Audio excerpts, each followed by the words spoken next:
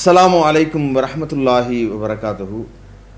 அன்பிற்குரிய சகோதர சகோதரிகளே, தொடர்ச்சியாக துஆக்களை மனனம் செய்வோம் என்கிற தலைப்பின் கீழ் பல்வேறு துஆக்களை நாம் தொடர்ச்சியாக பார்த்து அதை மனனம் செய்தும் வருகிறோம். அந்த அடிப்படையில் இன்றைக்கு நபிகள் நாயகம் ஸல்லல்லாஹு அலைஹி வஸல்லம் அவர்கள் கற்றுத்தந்த வேறு சில துஆக்களை பார்க்க இருக்கிறோம். அதில் ஒரு மனிதன் சந்திக்கிற சோதனைகளில் மிக முக்கிய சோதனையாக இந்த நோய் என்கிற ஒன்று இருக்கிறது. இது ஒரு சாதாரண மனிதரில் இருந்து பெரும் பெரும் நிலைகளில் இருக்கிற பதவிகள் வகிக்கிற பெரும் ஆட்சியாளராக இருப்பவர்கள் வரைக்கும் யாராக இருந்தாலும் இந்த நோயிலிருந்து யாரும் தப்பிக்க இயலாது. இது மாதிரியான எந்த ஒரு துன்பமாக இருந்தாலும் ஒரு முஸ்லிமனுடைய நம்பிக்கை எப்படி இருக்கணும் அப்படின்னா, அல்லாஹ் திருமறையில் சொல்வதை போன்று வஇஎம்சஸ்கல்லாஹு பில்லுர்ரின், உமக்கு ஏதாவது ஒரு துன்பத்தை அல்லாஹ் ஏற்படுத்தினால் ஃபலா காஷிஃப லஹு இல்லாஹுவ, அவனை தவிர வேறு யாரும் அதை நீக்க முடியாது.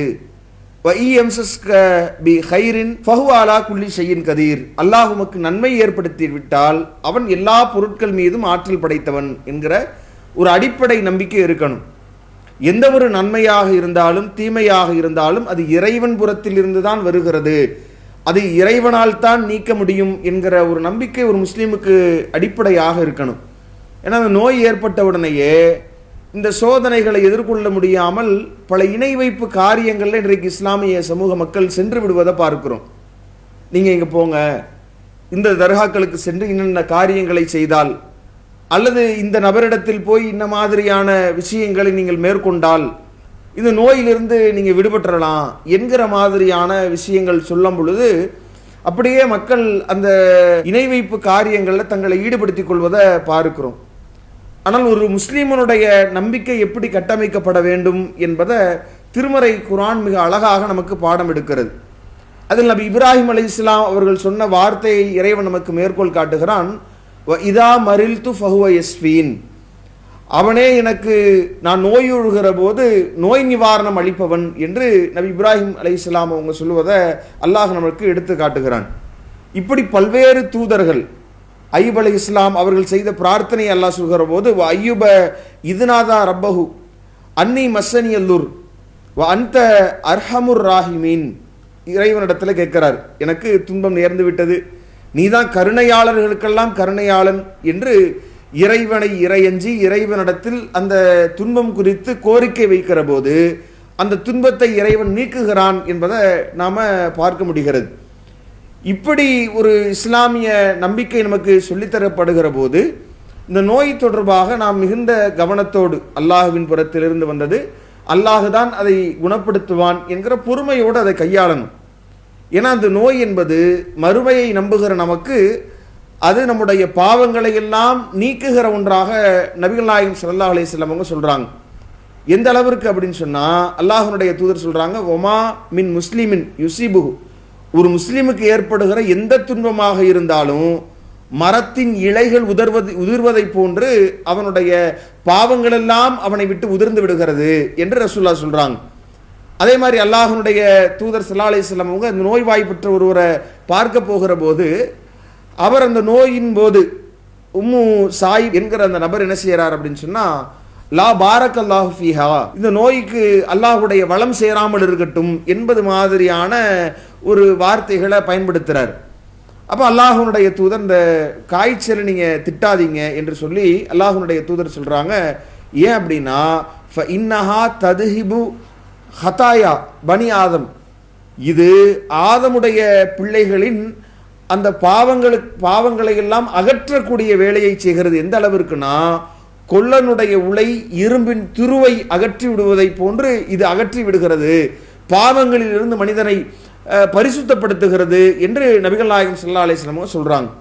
அப்போ ஒரு நோய் வருகிற போது பொறுமையாக அதை இறைவன் புறத்திலிருந்து அது நீக்கப்படும் என்று இறைவனிடத்தில் பிரார்த்தனை செய்யக்கூடியவர்களாகவும், அதே நேரத்தில் அந்த நோய் குறித்த சரியான புரிதலும் நமக்கு இருக்கணும்.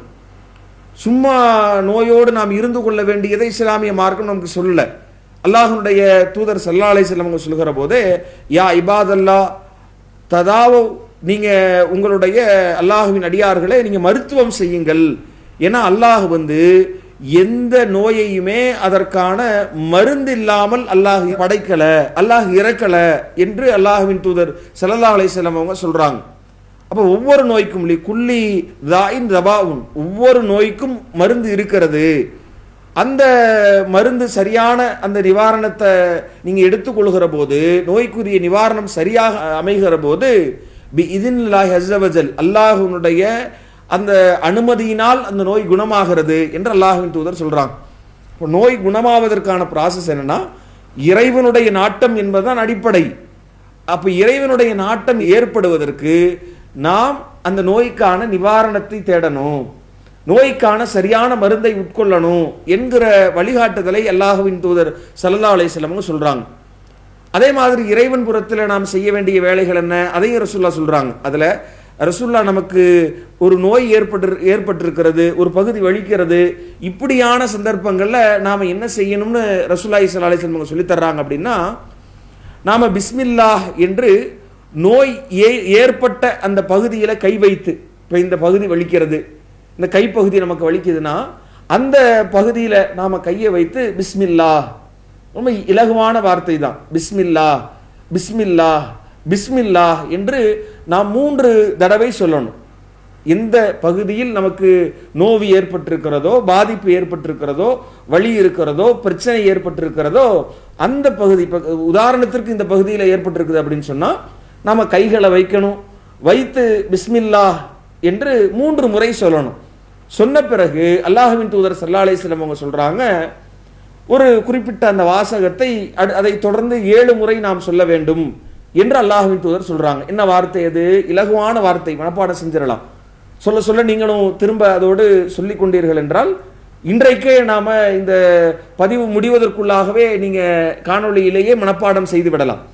கையை வைத்த நிலையிலேயே நாம பிஸ்மில்லாஹ் சொன்ன மாதிரி அஊது பில்லாஹ் வ குத்ரத்திஹி மின் ஷர்ரி மா அஜிது வ உஹாதிரு, அஊது பில்லாஹ் வ குத்ரத்திஹி மின் ஷர்ரி மா அஜிது வ உஹாதிரு, அஊது பில்லாஹ் வ குத்ரத்திஹி மின் ஷர்ரி மா அஜிது வ உஹாதிரு, அஊது பில்லாஹ் வ குத்ரத்திஹி மின் ஷர்ரி மா அஜிது வ உஹாதிரு. ரொம்ப எளிமையான வாசகம்.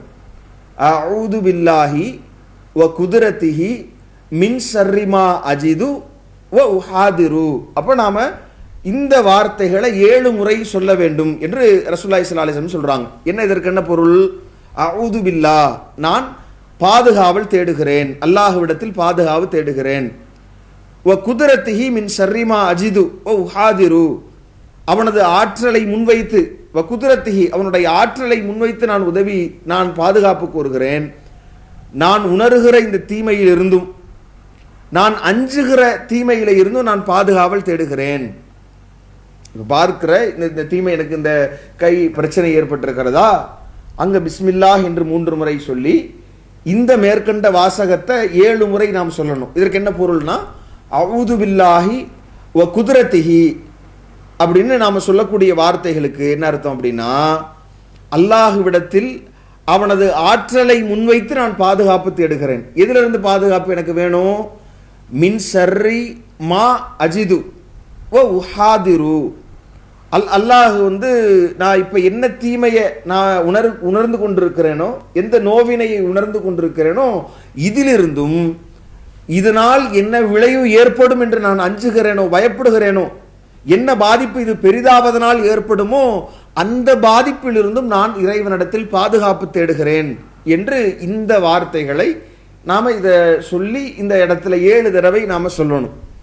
ரொம்ப இலகுவான வார்த்தை.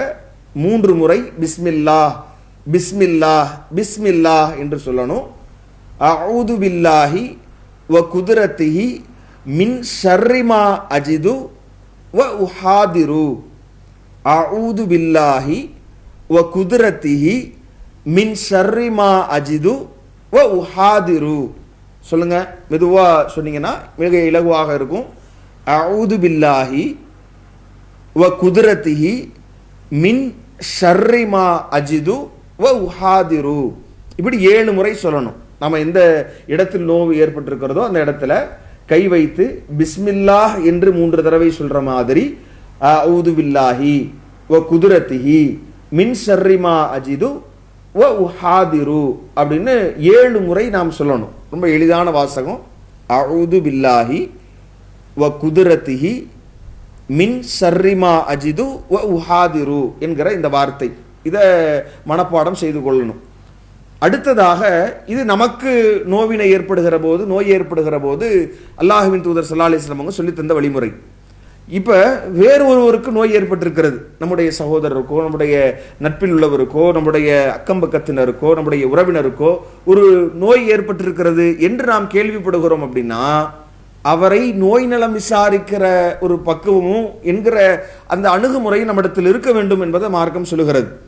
அல்லாஹ்வுடைய தூதர் இதை எவ்வளவு முக்கியத்துவம் வாய்ந்ததாக சொல்றாங்கன்னா, மன் ஆத மரீலன் லம் யஸல் ஃபி குர்ஃபத்தில் ஜன்னா, யார் நோயாளியை நலம் விசாரிக்க செல்கிறார்களோ அவர் சொர்க்கத்தில் குரஃபாவில், குரஃபா என்கிற அந்த இடத்தில் இருக்கிறார் என்று அல்லாஹ்வின் தூதர் சொல்றாங்க.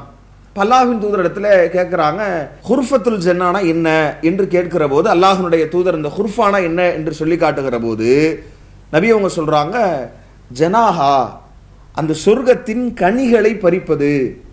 இவர் நீங்க நோயாளியை நலம் விசாரித்து வருகிற வரைக்கும் சொர்க்கத்தின் கனிகளை பறித்து கொள்கிற வாய்ப்பை இறைவன் உங்களுக்கு வழங்குகிறான். அந்த உயர்ந்த அந்தஸ்தை, சொர்க்கம் உங்களுக்கு நிச்சயம் என்கிற உத்தரவாதம் இருக்கிறது என்று அல்லாஹ்வின் தூதர் சொல்றாங்க.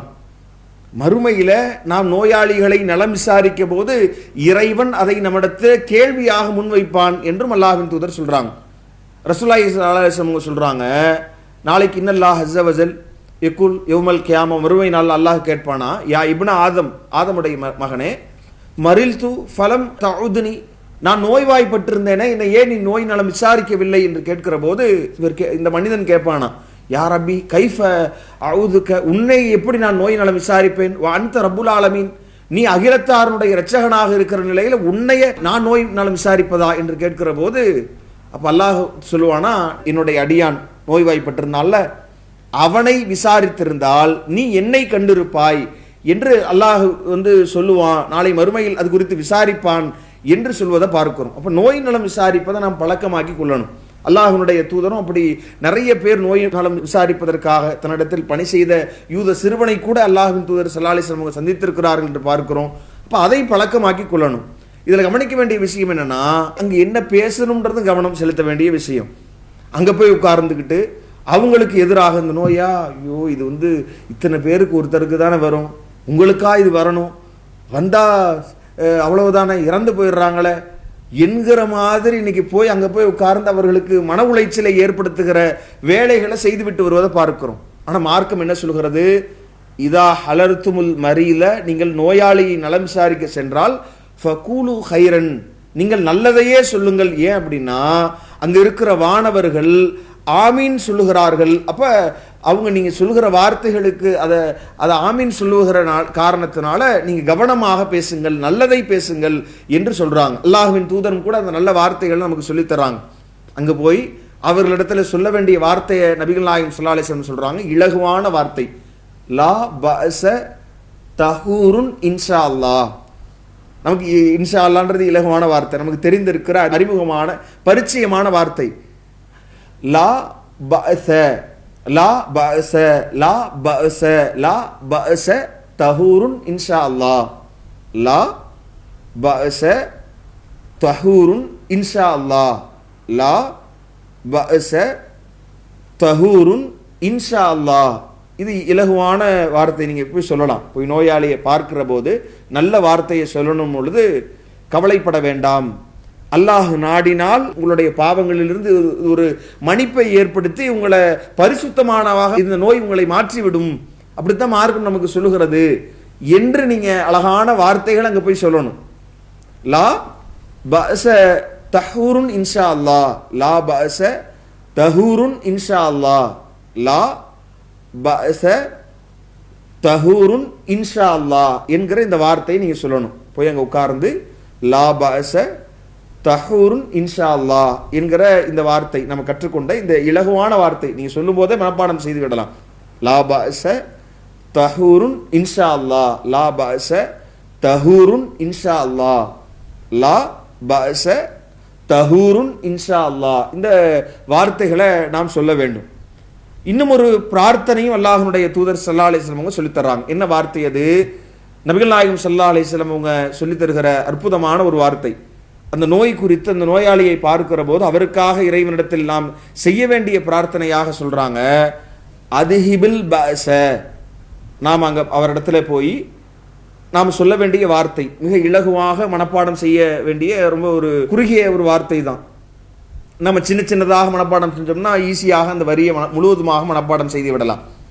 ரசூலுல்லாஹி ஸல்லல்லாஹு அலைஹி வஸல்லம் சொல்லக்கூடிய வார்த்தையை ஒவ்வொரு வார்த்தையாக நாம் பார்ப்போம். அதுஹிபில் பஅஸ, அதுஹிபில் பஅஸ, அதுஹிபில் பஅஸ, ரப்பன் நாசி, ரப்பன் நாசி, வஸ்ஃபி, வஸ்ஃபி, அன்த ஷாஃபி, அன்த ஷாஃபி, லா ஷிஃபாஅ, லா ஷிஃபாஅ, இல்லா ஷிஃபாஉக, இல்லா ஷிஃபாஉக, ஷிஃபாஅன், ஷிஃபாஅன், லா யுகாதிரு சகமா, லா யுகாதிரு சகமா, லா யுகாதிரு சகமா. ரொம்ப இலகுவான வார்த்தை. திரும்ப நம்ம சொல்றோம், அதுஹிபில் பஅஸ, ரப்பன் நாசி, வஸ்ஃபி, அன்த ஷாஃபி, லா ஷிஃபாஅ இல்லா ஷிஃபாஉக, ஷிஃபாஅன், லா யுகாதிரு சகமா. இந்த வார்த்தையினுடைய அர்த்தம் என்ன? அதுஹிபில் பஅஸ ரப்பன் நாசி, மனிதர்களை படைத்து பரிபாலிக்கக்கூடியவனே. வஸ்ஃபி அன்த சாஃபி, நோயை குணப்படுத்தணும், நீதான் நோயை குணப்படுத்தக்கூடியவன். லா ஷிஃபா இல்லா ஷிஃபாவுக, உன்னுடைய நிவாரணத்தை தவிர வேறு எந்த நிவாரணமும் இல்லை. ஷிஃபா அன் லா யுகாதிரு சகமா, நீ அந்த நோயே இல்லாதவாறு நீ அதை போக்கி குணப்படுத்து என்று இப்படியான ஒரு கோரிக்கையை அவருக்காக இறைவனிடத்தில் முன்வைக்க வேண்டும்.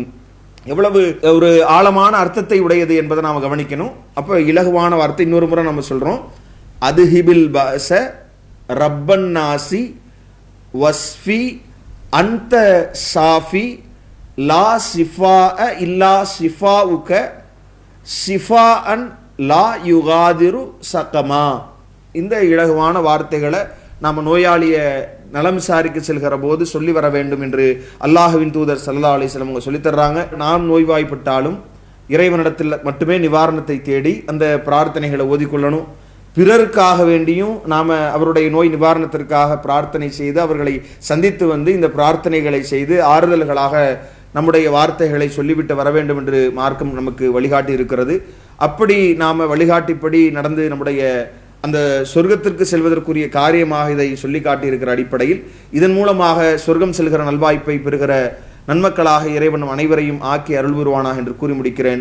வ ஆகிரு தவானா அல்ஹம்துலில்லாஹி ரப்பில் ஆலமீன். அஸ்ஸலாமு அலைக்கும் வரஹ்மத்துல்லாஹி வபரகாத்துஹு. அல்லாஹு அக்பர், அல்லாஹு அக்பர்.